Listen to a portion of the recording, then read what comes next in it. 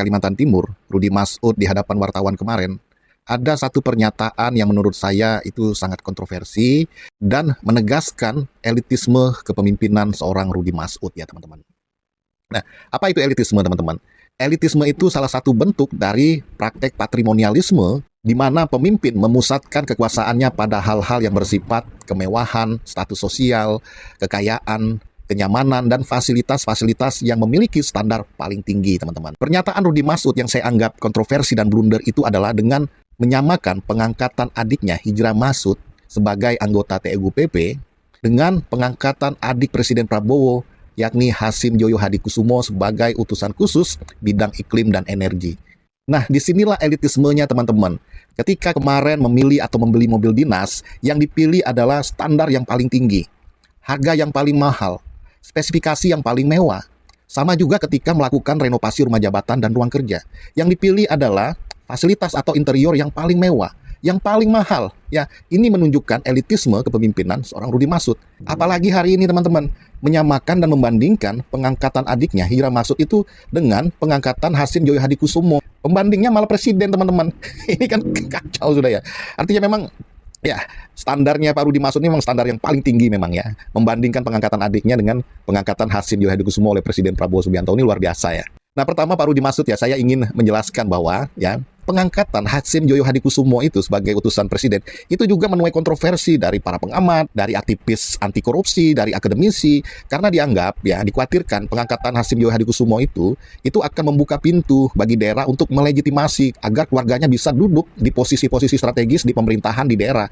Dan itu terjadi. Ya, salah satu contohnya ya Pak Rudi Masud ini ya, ketika membandingkan menyamakan pengangkatan Hijrah Masud dengan pengangkatan Hasim Joyo Hadikusumo. Nah, yang kedua, bedalah Pak Rudi Masud ya, menyamakan urgensi dan kepentingan seorang presiden itu dengan seorang gubernur itu beda Pak ya, nggak bisa disamakan. Membandingkan seorang Hasim Joyo Hadikusumo dengan Hijrah Masud itu bagai langit dan bumi Pak ya, tidak apple to apple lah Pak Rudi Masud ya.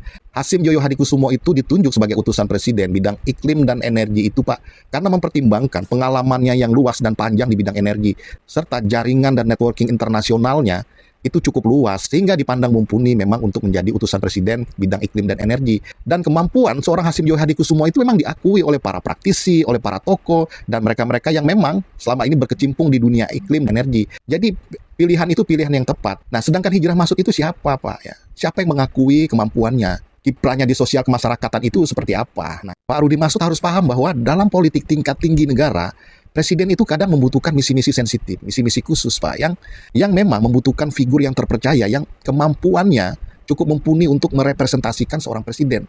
Dan Hasim Joyo Hadikusumo itu dianggap mampu merepresentasikan pikiran-pikiran, ya, kemampuan dari seorang Presiden Prabowo Subianto. Jadi tidak diragukan ya. Nah, kembali lagi ke persoalan pengangkatan Hijrah Masud sebagai TGUPP.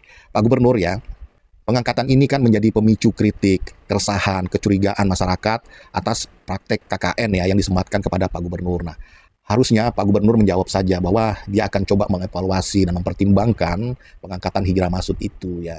Bukan kemudian mencari-cari alasan, mencari pembanding, apalagi kemudian yang dijadikan pembanding, dijadikan contoh itu pengangkatan Hasim Joyo Hadikusumo oleh Presiden Prabowo Subianto. Ini kan tidak apple to apple. Karena begini loh Pak Rudi Masud ya, situasi sosial politik di Kaltim itu berbeda dengan negara Pak ya. Karakteristiknya berbeda, sensitivitasnya berbeda, tekanan dan tantangannya juga berbeda Pak ya. Gak bisa Bapak samakan Bapak seorang gubernur memimpin sebuah daerah dengan kepemimpinan seorang presiden yang memimpin negara ya. Di daerah itu sangat-sangat dibutuhkan pemimpin yang punya sensitivitas Pak, punya cakrawala kearifan lokal ya. Harus bisa memahami karakter budaya yang ada di sebuah daerah. Kalau ada isu-isu yang berkaitan dengan kebijakan Bapak, itu memang harus dikelola secara hati-hati ya.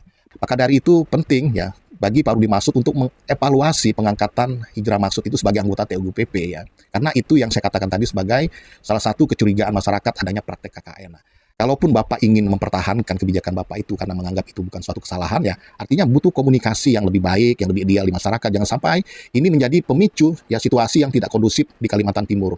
Nah, saya pikir itu masukan dari saya Pak Rudi Masud ya.